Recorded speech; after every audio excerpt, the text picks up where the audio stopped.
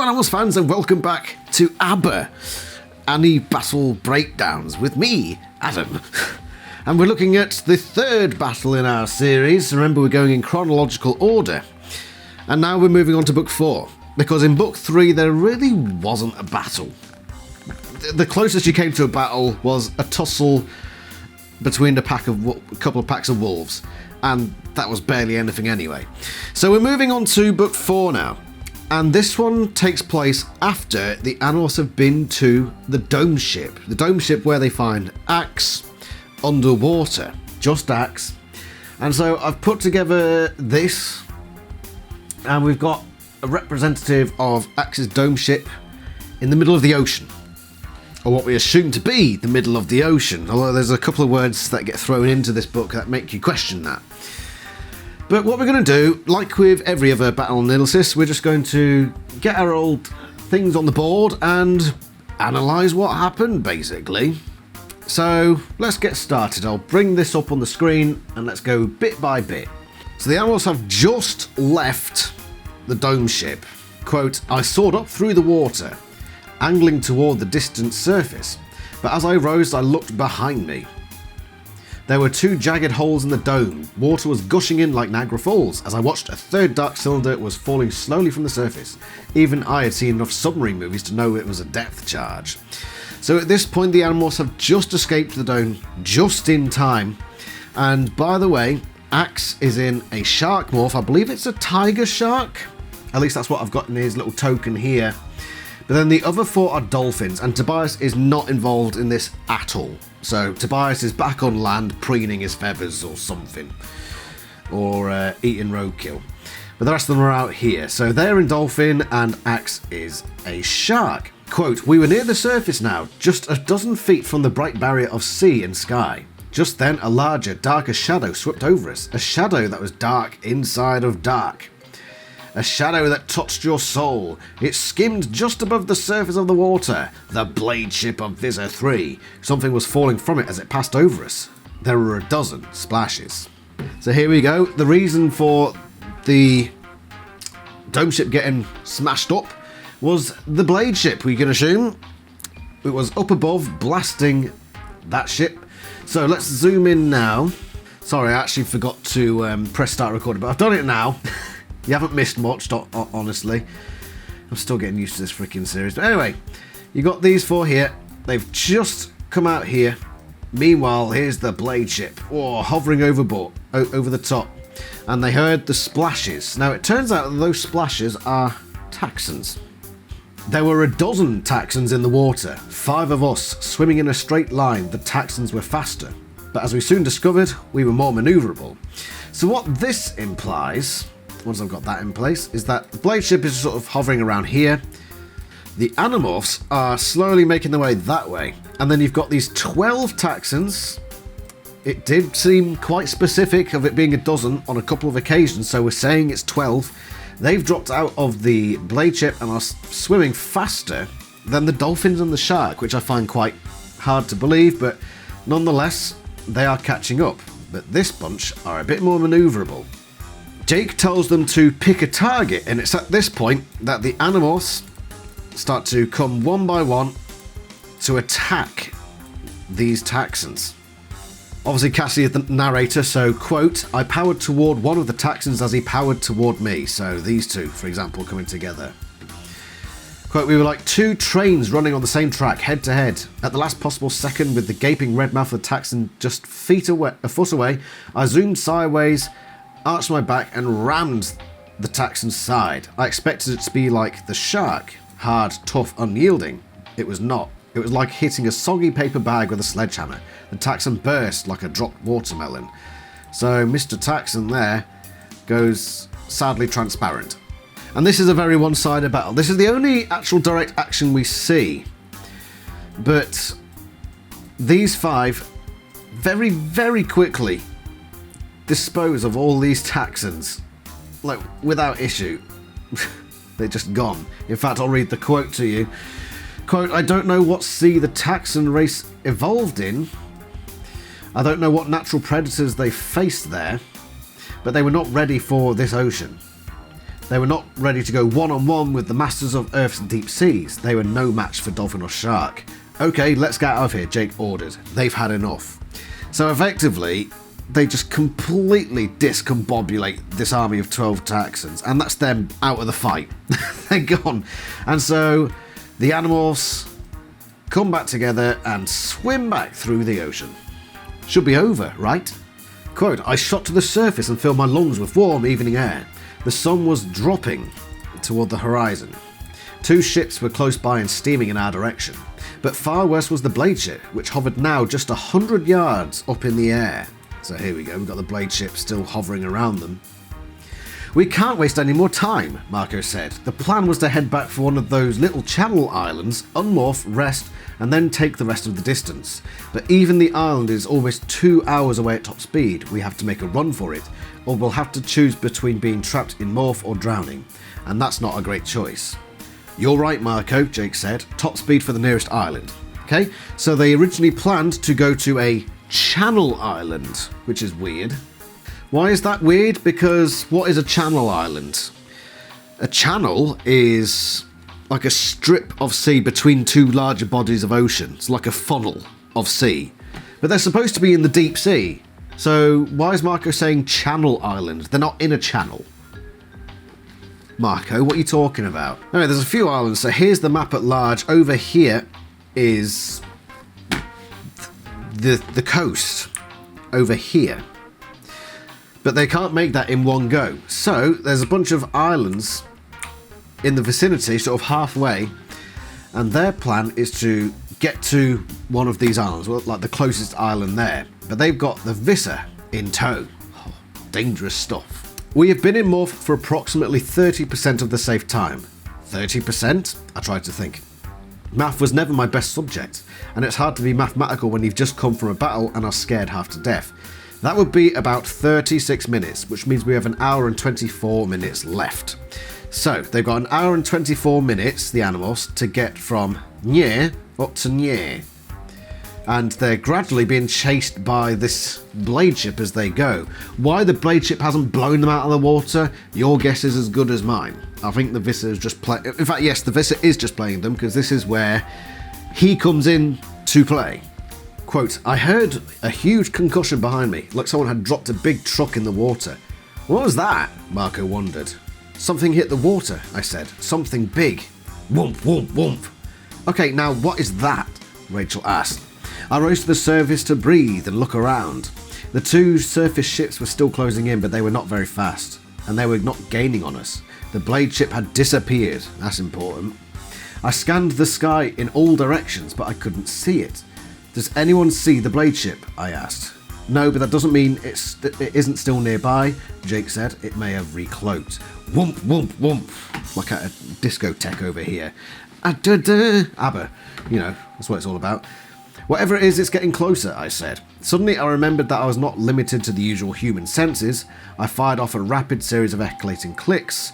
The picture that came back was startling. It's something in the water, big, huge, the size of a whale, but not moving like a whale. Jake, Mark and Rachel all echolocated. It's after us, whatever it is, Rachel said. It's big, it's fast, and it's after us, Marco agreed. So what has happened here? Well, the blade ship has now vanished. It's gone. Can't see it anymore. By the way, there are a couple of ships, just regular ships, hanging around this area, but they really don't do anything, so I didn't think to even include them. They just got seen. They were just seen in the distance, sort of steaming towards them, but not quick enough, and then nothing ever happened with them, so yeah, they're not included really. They don't play a part. But what's happened is the Visser has jumped into the water and morphed the Mardrut.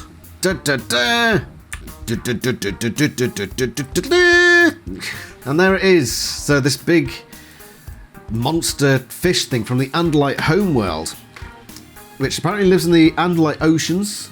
And what's funny here is Axe says, I can't believe the Visser has been to our world and morphed our creatures. The exact same thing that he says in book 8, and he's all shocked about it then, like, he morphed something from our world? They must be invading. Well, 4 books earlier, you said exactly the same thing about this creature, so what are you on about, Axe? Inconsistencies, authors. Axe, look, what is a Mardrut? I asked him. It is a very large creature that swims by shooting water out of 3 large chambers. It makes a sound. Whoomp, whoomp, whoomp. A sound like that, Marco asked. Yes, Axe said. I guess so. I did not recognise it. I have only heard it once, and that was in school, and I wasn't paying attention. Well done, Axe. Anyway, this thing is woof, woof, woof. Woof, woof, woof. Swimming after them, and they're all heading this way back toward the coast. Or at least the small island that they're meant to be going to. So I imagine, yeah, I've moved them too far there. They're sort of going up this way toward that small island. Quote, the creature Visser Three had become did not tire. We did. I felt like I had been swimming forever. Half an hour into the chase, I was exhausted. We had been powering through the water at panic speed, fighting every current, fighting the terrible urge to rest as our tails weakened, fighting the growing hunger. Whoomp, whoomp, whoomp. The Mardrut never tired. It never weakened. It gained on us a foot at a time, bit by bit. He will kill us, Axe said. He will kill us. He killed Elfangor. Axe, hang in there. Don't answer him. Don't think about him. Just swim. Just keep swimming. Just keep swimming. But Axe's fear was catching. He was right. We didn't have enough time to make it to land without being trapped in our dolphin bodies, and we would never escape him anyway. I glanced back. He was only 5 body lengths away. So he really is actually about this close. Like, to scale, he's probably about here. Maybe, like that. Forget all these dead taxons in the water. They're well back.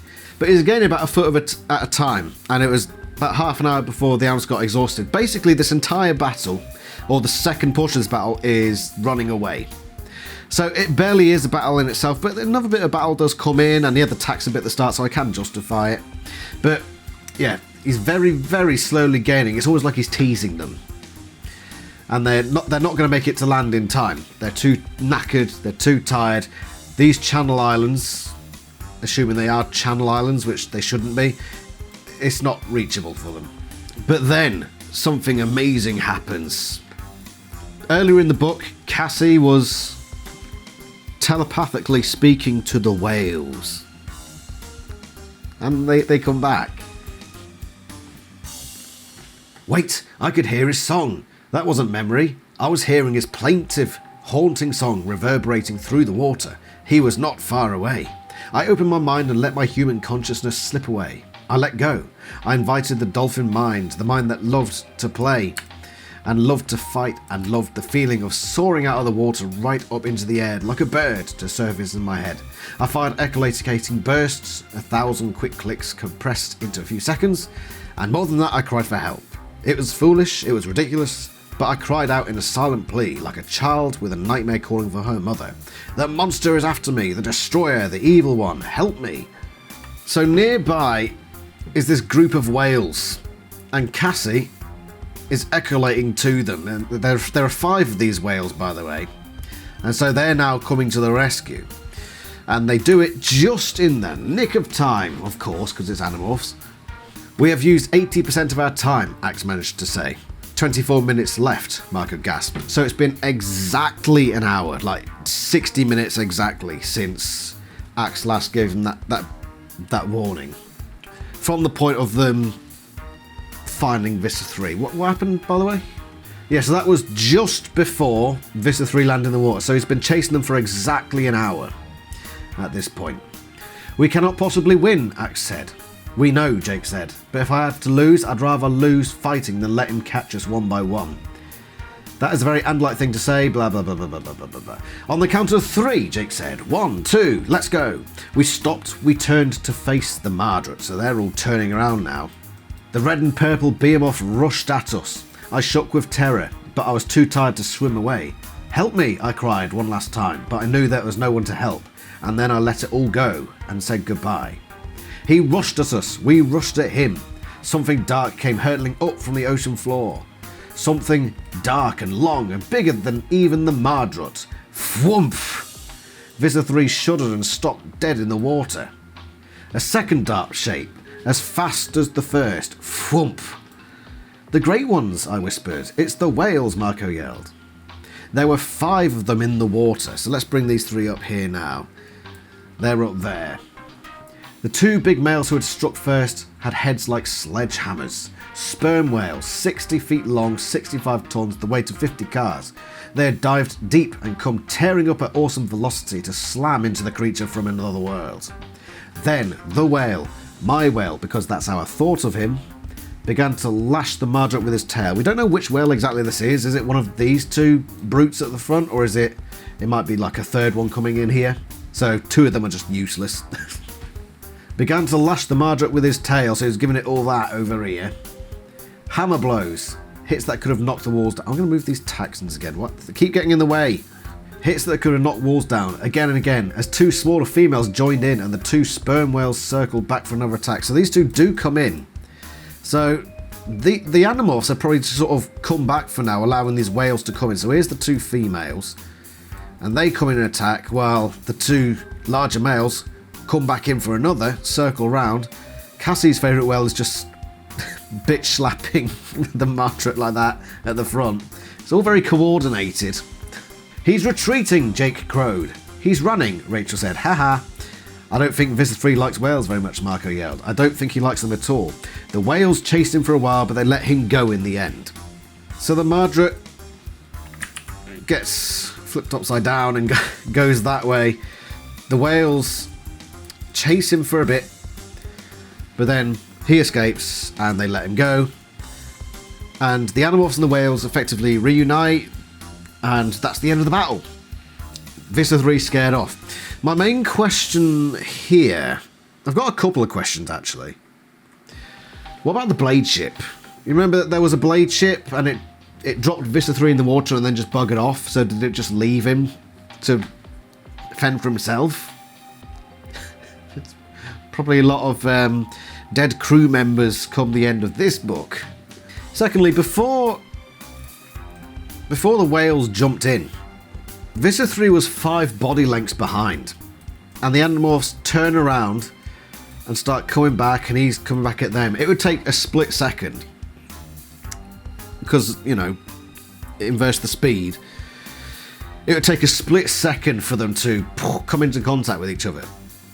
But apparently within that split second, you get these 2 larger sperm whales coming in and attacking Visser Three. I don't buy it. I think if you'd have just said something like, oh, he was like 20 lengths away, that gives you a bit more time then for that to happen. Even that's not very much. But yeah, there's nitpicky little points.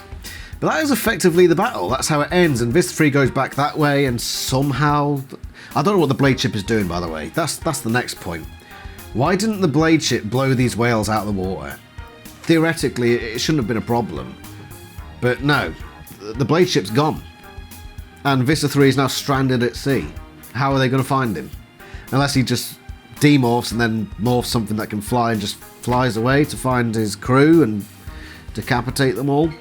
Yeah, it just seems a bit strange. It's not much of a battle. In fact, the majority of the battle comes from defeating these Taxons, and then a group of 5 whales taking it in turns to bitch slap Visser Three and his Mardrut morph. The Animorphs don't really do much. But that's the only thing that comes close to a battle in Book 4. And just like previous battles, it's all escaping. It's all escaping. And that's a common theme throughout the first few books of the series, where every time the Animorphs are in a battle, it's 80-90% of them just trying to get away. They're just running. And that's exactly what happened this time as well. So it's not much of a battle. It's certainly not going to rank high in the battle list. But I suppose it still counts. And I'll call it Escape from the Mardrut or something like that. Or the Mardrut Chase.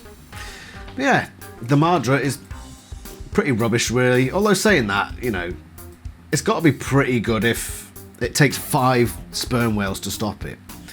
So the animals probably were screwed if those whales didn't intervene. But thankfully, Cassie, as the nature lover, is able to talk to the whales and they come to her rescue.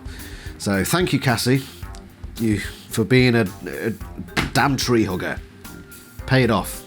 So in the end, the Animorphs are escorted by the whales back to land, and they're able to demorph on the whale's back so they don't run out of time, they don't get stuck in these morphs.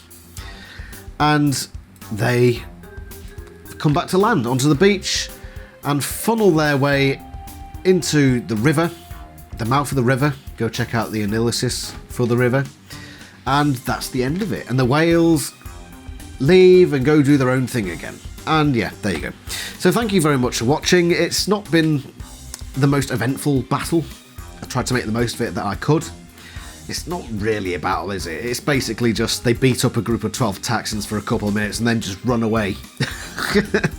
So, the next battle... Ooh, is there a proper battle in Book 5? Obviously you've got the ant stuff, but I wouldn't classify that as a battle, nor it would just be an ant tunnel with them getting ripped up. Yeah, it's not a battle. It's not a battle, it's just a slaughter. Ooh, probably on the pool ship. When they're escaping on the pool ship. I think we'll cover that next time. Unless there's something else I can think of between that. Maybe a little jokey video of their fight with Jessica in the school cafeteria. No, I won't do that. But, I don't know, maybe as a bonus episode somewhere down the line. But thank you very much for watching, and tune in for the next AniBattle Breakdown with Adam. And see you somewhere else in the Animals universe. Ta-ra!